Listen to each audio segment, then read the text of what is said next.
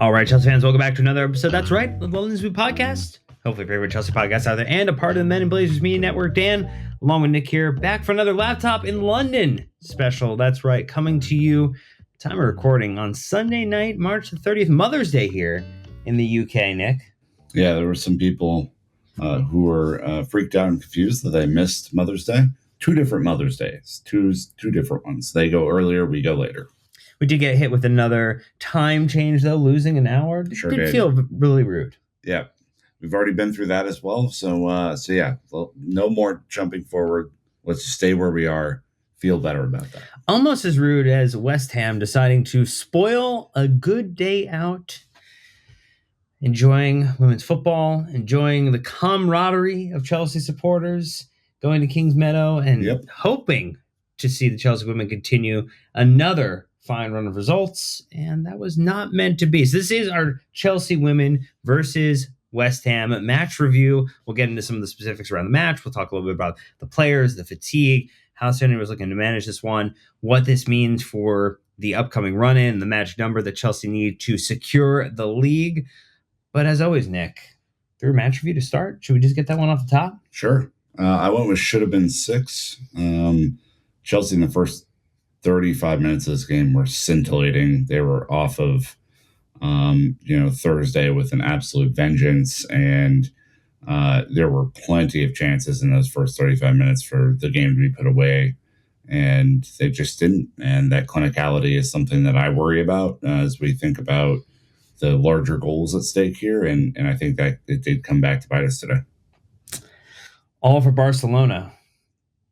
I can kind of care less right now about the individual results here. You know, you had a month, we'll look back at it, where Chelsea played a lot of games, played more football than most of the other teams that they're playing against. Definitely not going to be as fresh. And right now, everything in my mind is just to focus on Barcelona in the upcoming weeks. So I'm taking the result as a little bit of a knock on the chin and letting his team kind of continue to go forward and do great work. But I think we're going to get into the match, but I know you want to talk a little bit about the day out because it was some festive atmosphere. It was a beautiful day out in London too, which made it even better. Yeah. We are obviously over here with 32 of our closest friends who are doing a trip over to London to see Chelsea play. This is obviously one of the two matches that we designated ourselves for. We will also be going to Spurs on Thursday, which is going to be a big game. But great day out. We had some pregame drinks at the Norbiton pub, which is in Kingston. That's where Kings Meadow is. It's kind of south of the river. Usually a little bit of a car ride to get there, but a really nice part of London. And then, Dan, the match day vibes at Kings Meadow on Mother's Day were great. And a great celebration for mothers, people playing the role of mothers, for I think NBA trying to fulfill that role in a person's life, and so it's great to see both for some of the current players who are experiencing that part of their life, as well as those who are just celebrating their mothers in general. So just a great day. Atmosphere was great. The mood was great. You had plenty of young kids starting chants that got echoed back to them. Yeah, which was great. Yeah, that was really great. Blue Army. Yeah, there was some really, really good back and forth, and the ref might have gotten the worst of it though. Yeah, the ref was really, really terrible on the day. Atrocious. Missed a penalty for us. Never gave us fouls. It was not a great performance, and you can look back on one of those key moments. Catmack should have definitely had a penalty, and it was waved off really badly. So, yeah, referee, terrible day, but Chelsea simply just didn't have the gas to get over the finish line. When we take a look at the result again, it was a Chelsea 2, West Ham 2. You and I actually both, really, I'm going to pat you on the shoulder here. You're going to see that on the YouTube. Stop. You did call a Micah Hamana goal, happened in the 16th minute. I called an Aggie Beaver Jones goal in the day. That happened in the 21st minute. And then it was all up for 2 goals, same person, 42nd minute, 90th plus 1 minute on the West Ham side. And that came back to haunt us a lot. Yeah, Martinez with a late header, unfortunately, just wasn't marked at the back post and put it across Hampton's goal. That it kind of felt like it was coming. Chelsea were kind of holding on at the end, and West Ham looked like they had a little bit more in the tank. We'll talk about why here in a little bit, but it was a changed lineup from Thursday. Obviously, you anticipated after such an emotional day and an emotional win. Go listen to our match review about that one if you're looking to have a little bit of a better time. This is a really, still, even with all the changes, strong lineup. Hannah Hampton in goal. Ashley Lawrence and Neve Charles playing the fullback roles. Millie Bright and Natalie Bjorn playing the center back roles, although Millie gets subbed at half. Orangey Francois comes in to midfield alongside Aaron Cuthbert and Shuka Nuskin. Micah Mano on the right, Aggie Beaver Jones on the left, and then Kat Mack up top as her starting striker. Subs in this one: Lucy Bronze coming in for Millie Bright, Vika Kaptein coming in for Aaron Cuthbert. Aggie Beaver Jones goes out for Lauren James, and Mia Fischel gets her second appearance of the season for Micah Mano. Kira Walsh also came in late for Shuka Nuskin. So only unused subs of this one: Myra, Sandy, Rebecca, and Sandy, and Johanna Britton Cannerid. Sorry. So yeah, it was a day to use the bench. The bench didn't necessarily lift the team like it has in the past, and that's kind of why the result happened. But for your pick for Aggie Beaver Jones, Dan, there's a key stat. Yeah, Nets' 8th goal in 9 starts in Women's Super League this season. That's a really, really great return on starting minutes for her. So hats off to Aggie. I believe this is the official Chelsea Women's account mentioned. Aggie's on fire. Could not agree more. She is having an absolutely stunning season at this point. Well, she was attacking. It's weird to kind of see her play on the left. She was attacking down the side that was coming at us in the first half. And I go back to the preseason where we were like, I don't know what's her role going to be in this team. There's so much attacking talent. Scoring goals is going to be her role. No, and she has been in that mode for a while, and very, very good return for her. Yeah, when you take a look at some of the top line stats, 24 shots in total, only 5 on target. They had 14 shots and 6 on target. We had 67% of the possession. They're 33%, 565 passes. They're 277, 84% pass accuracy. They're 66. We had 9 fouls to their 10. Both teams ended up with a yellow card. That feels really wrong. And we had 5 corners there too, and we had 1 offside to their 0.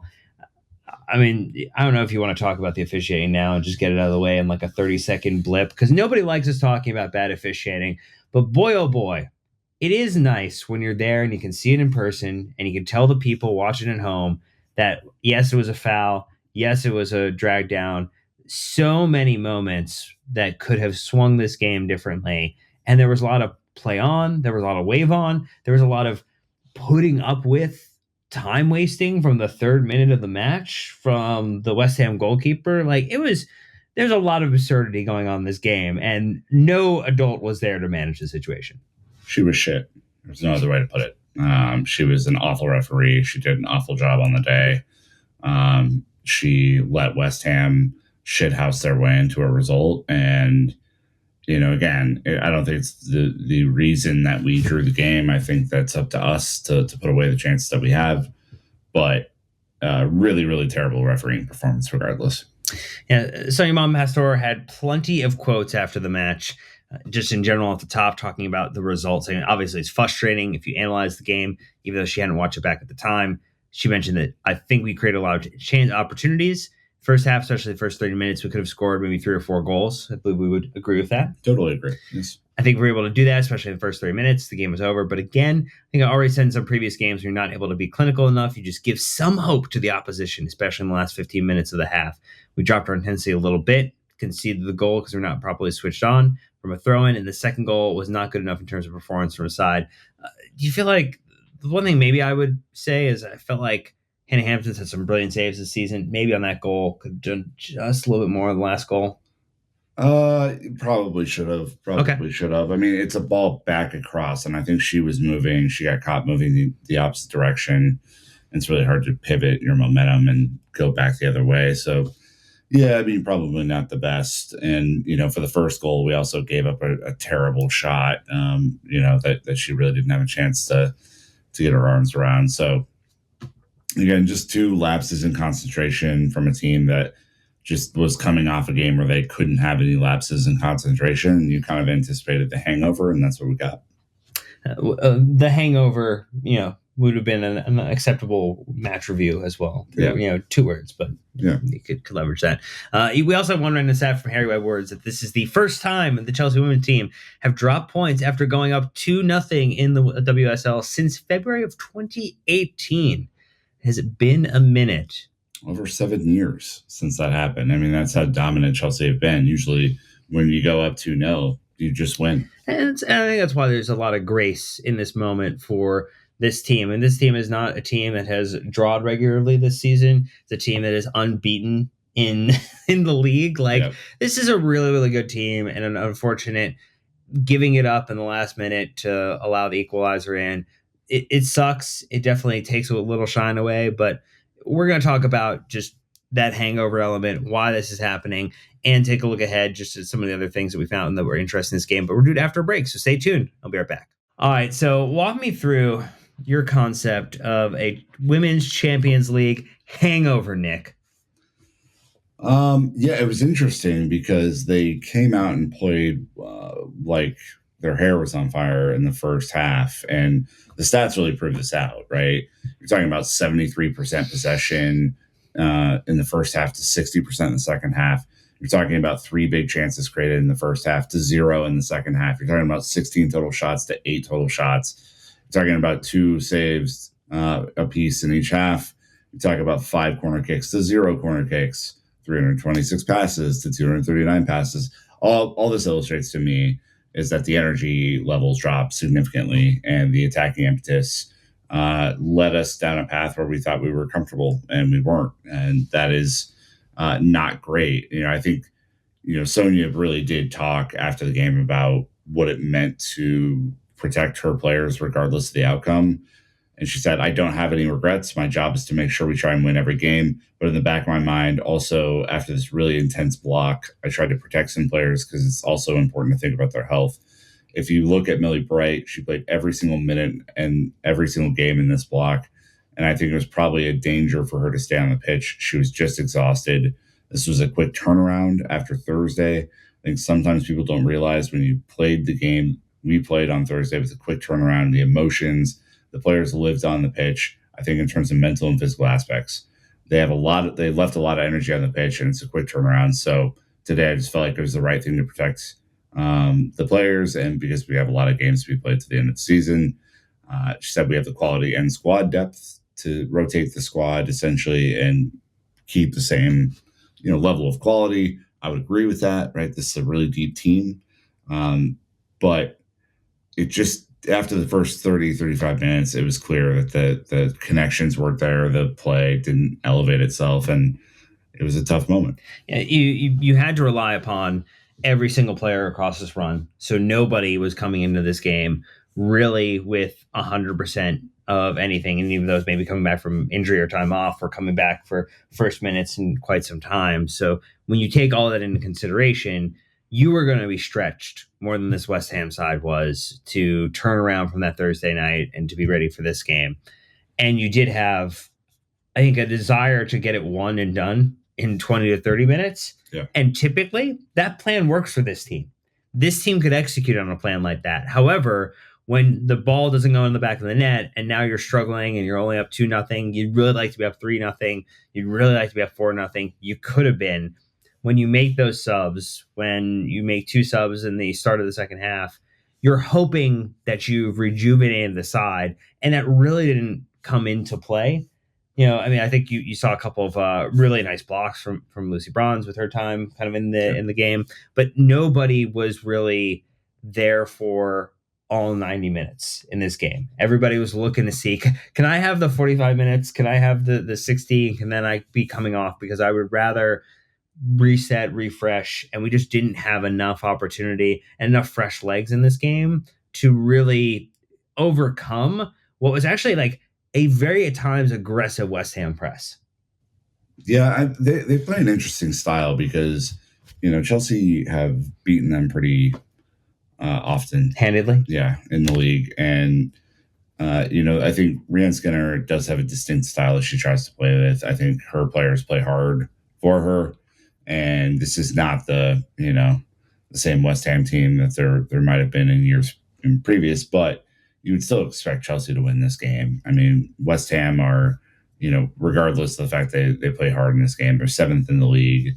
They are almost a full 30 points behind Chelsea in the table. They only have 5 wins all season, and we were just their fourth draw. So this is not a team that is succeeding necessarily. I think this was one of those moments where maybe a little bit of tiredness, both physically and mentally, played into Chelsea not closing the deal. And Sonia even mentioned this. She's like, if we were able to score 3 or 4 goals, the game is over and it's really a different story. Sometimes it doesn't happen. You need to deal with it, stay consistent, perform better, especially in the second half. She said we're still good in the table, top of the table, Yeah. 6 points ahead. Yeah. This is the positive, but it would have been really nice to have these 3 points too. And it was expected that we would have had them. So it's points dropped. It's not the end of the world, but you look at a game like this as a game that you should be winning. I mean, you're still 6 points clear in the league. You had a month that was really grueling, and you came through this month with basically every mission accomplished. I mean, the club put out a tweet on March 1st mentioning March Madness. If you're not familiar with it, it's a sporting event in college basketball in the U.S., and it gets a little crazy. Lots of weird stuff can happen in March Madness, but they kind of highlighted the fact that this being the last game of March and the end of the month, 8 games played, 6 points clear, win the League Cup, through to the semis in both the FA Cup and the Women's Champions League. That is a really tough run and shows the resolve of this team, the ability to battle through adversity both in game and throughout the entirety of the month, to be ready to return and be available and able. And hats off to everyone at the side of the Chelsea women's team, whether they are in the player side, the personnel side, the management side, the coordination side. Everyone had a long month. It was a long month. It was a hard month. The same people who were doing the photos on the sideline and editing them like real time, like all of you were doing great work this past month to get this across the line. And in the inverse, if I'd given you, hey, we beat this West Ham team, but we drew in the league against City, you're probably fine with it. So I think narratively it kind of sucks, but like if you zoom out of the bigger picture, like we are still in the driver's seat with everything we're doing right now. Yeah, I mean, that is true. You think about a crazy month, right? You had Brighton away, Leicester City at home, Palace at home, City in the League Cup final, City in the Champions League, City in the league, City in the Champions League again, and West Ham. And so you really only 3 of those 8 games were at home during that stretch too. It is a remarkable month. It's a lot of grueling football, and really, whereas I think 8 games in a month for the men's league is pretty common practice. It's not really that common with the women's league. Usually, the games are a little bit more spread out. You're not, maybe for Champions League weeks playing 2 games in a week, but this was an extraordinary run, and it was just, I think, compounded by the fact that you had to be matched up with City as often as you were, and they play a really difficult style to match up against physically and mentally. Right, you have to be on your A game, and so it's not as if you're playing just bottom dwellers in the table that entire time. You're playing 4 really, really intense games in 12, 13 days against one opponent. Yeah, the price of success is you have to play a lot of football. And as fans, we like it because we like seeing this team win. We like seeing them advance in tournaments and competitions. We like to see them lift a lot of trophies. And that is what they are on course to do this season multiple times. And so we're very excited about that. Friend of the pod, Rob, Journalism RP, kind of highlighted that Chelsea played double the number of games as West Ham have this month. Their longest gap between games was 6 days. West Ham's longest gap was 17, highlighting the fact that he thought it was inevitable. They looked tired at some point, and we'd agree. There was some tired legs at points in this match. There was a desire, I think, to try to lock it down as much as possible and see it across the line. And sometimes that works, and you get all 3 points, and sometimes it doesn't, and you either only get one or you don't get any, and you take the one on a day like today. Yeah, I mean, I think this team has some injury issues as well, and the fact that Millie and Natalie Bjorn, for example, have to play at least to start. Natalie Bjorn plays the entire 90. You really think about that, and if you had a healthy Naomi Gurma, or you had a Kadisha Buchanan, or pick a number of different alternatives that you could throw in there, like it does change a little bit of think how this game could potentially go, and that's something that Chelsea are going to have to think about moving forward, which is like, is there a tactical sacrifice in there, right? Lucy Braun's playing center back is a potential solution for that, but it's not what you'd, I think, hope for from a depth perspective, is to have to play your starting right back as center back to spell your other starting center backs because they're playing so much. So, if Gurma is able to come back healthy at any point this year, I think that will be a huge relief to the back line. Similarly, if you're able to get any real spell for Aaron Cuthbert, who has put in just a tremendous amount of effort to get this team into a Champions League semifinal, similar there. And then, boy, if Guro Wright and Sam Kerr are able to come in and spell some of our attackers who are looking pretty leggy, and I think probably a little frustrated, to be candid, that these gilt-edged chances that they had against a very bad West Ham keeper did not go in the back of the net more frequently.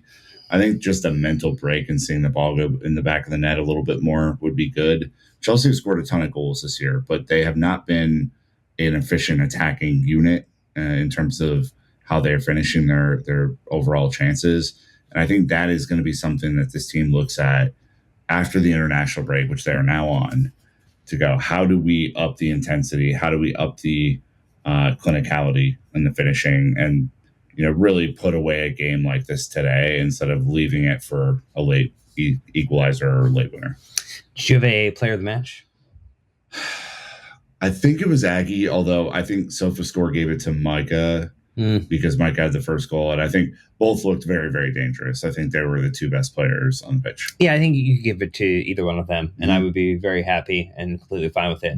We might be a little biased, though, because Aggie was attacking at our end, and we got to see, like, her straight on just doing some bits that I thought were really impressive. Though, I mean, obviously, first opportunity to see Mike Hamano play for Chelsea in person, and that was, I think, pretty exciting too, in the way that she kind of was able to coordinate in. We saw some of the corners that she was taking, and also there were times from like dead ball opportunities where we did see her, effectively that on the left-hand flank as well.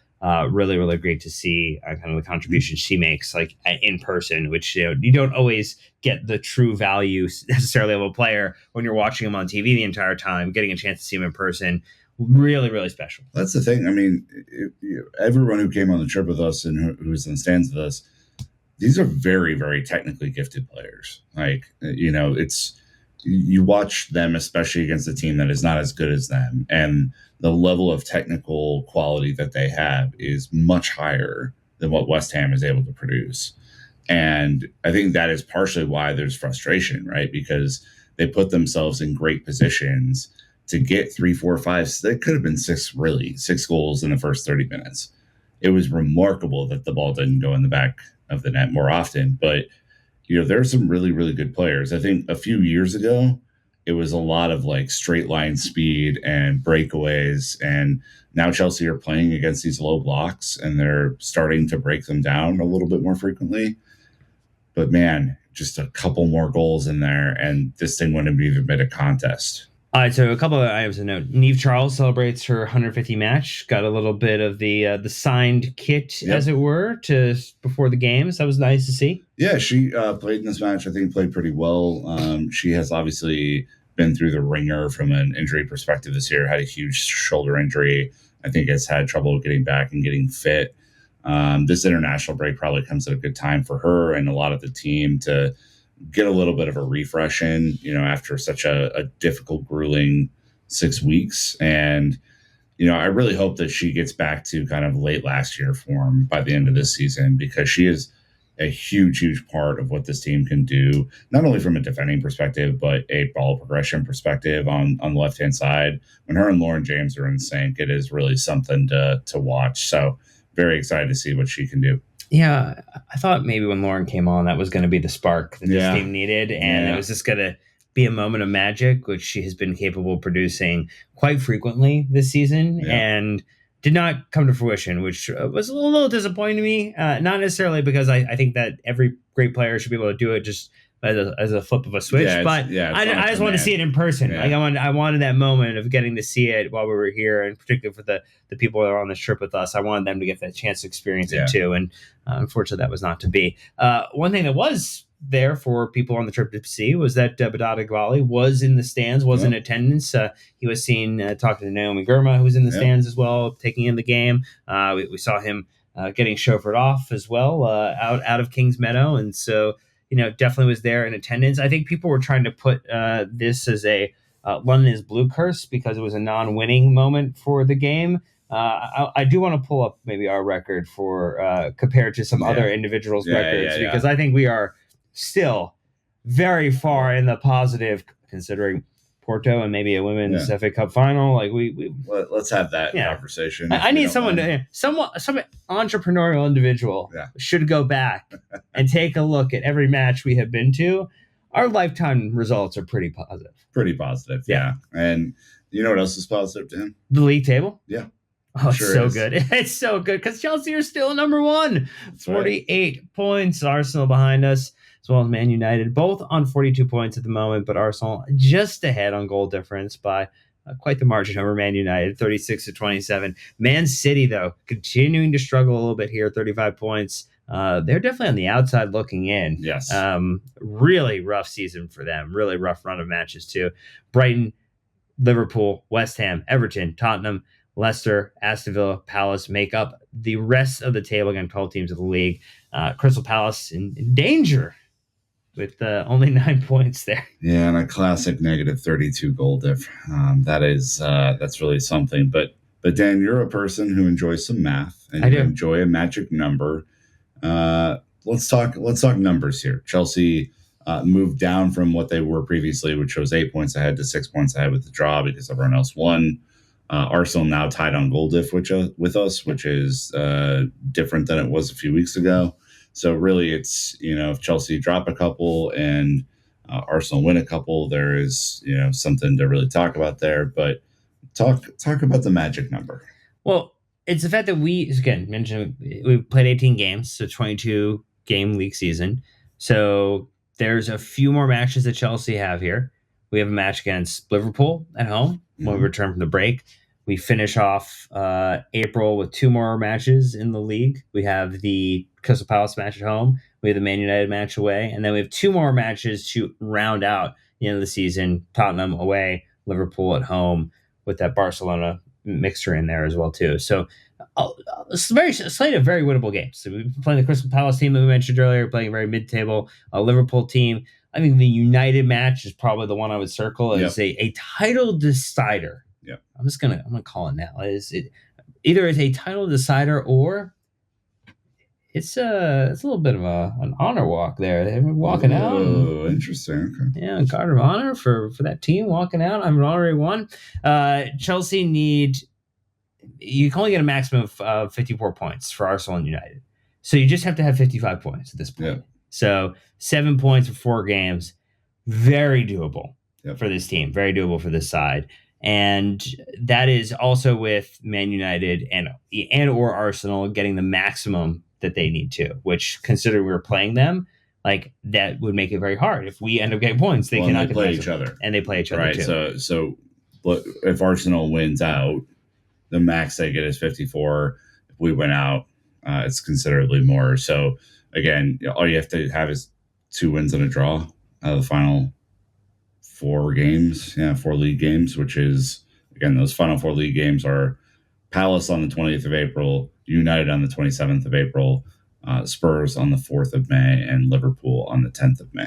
Yeah. Liverpool is also the semifinal for the FA Cup. That's correct, yes. On April 12th. So, and then just a casual 2-legged affair against Barcelona mixed in there. Why not? Have fun with it. Which we talked about the other day, got a little hyped on. So, look, I mean, disappointing result, but the math is still there. The math still maths. And again, if you're top of the league by 6 points at any late stage of the season, you feel better than you would if you were chasing. So that's largely where I wanted it to drive us to, is the fact that I think Sonia looked at today, would have obviously hoped that we would have won. I think clearly we did enough to win, but that result did not happen. And I think she looked toward the future and said, I'm not going to risk injuring Millie Bright. I'm not going to risk injuring Aaron Cuthbert because I want to beat West Ham. I have other shit to do. And other shit to do means 2 legs against Barcelona, which will be even more intense than the 2 legs that we just played against City in the Champions League. So,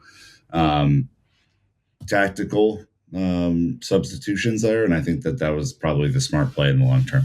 I think the thing we would kind of close on is the fact that we've been to Kingsmeadow now several times. We've had a chance to see some amazing wins, which I'm just going to check one of them right away. It was the 4-2 victory to win the league against Man United previously. Title decider. That was a win for people counting at home. Yep.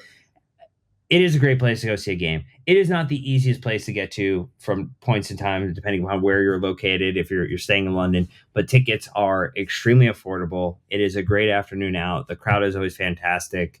If you can go when it's a sunny day in London or closer to either a summer-ish game, late summer game, or a early, mid-late spring game, you're getting a really nice opportunity to take in with some fantastic football with some of the best international players in women's soccer, women's football. They're playing for Chelsea, playing for the team you love, playing for the team you support. Highly, highly recommend taking an opportunity to go do it. And it can sometimes be hard with the way that the schedules work too. The overlaps with the men's and the women's and the international breaks can make it really, really difficult. But if you love Chelsea, you owe it to yourself to give the women's team a chance, and we hope that you do. But look, we love it. We've been multiple times. We would go back again in a heartbeat. We wish we would be able to stay here and see them win the league. And it was not to be on this trip. Not to be on this trip. Has on previous trips. Sure has. So we recommend doing that. But that's going to do for this one. That is a match recap. Chelsea drawing against West Ham. But we've got tons more content coming your way this week. Remember our live pod that we do from Classic Football Shirts. A match review after hopefully, fingers crossed, Chelsea beat Tottenham, and some other content coming your way. But that's good for this one. So until next time, Chelsea fans, you know what to do. Keep the blue flag flying high.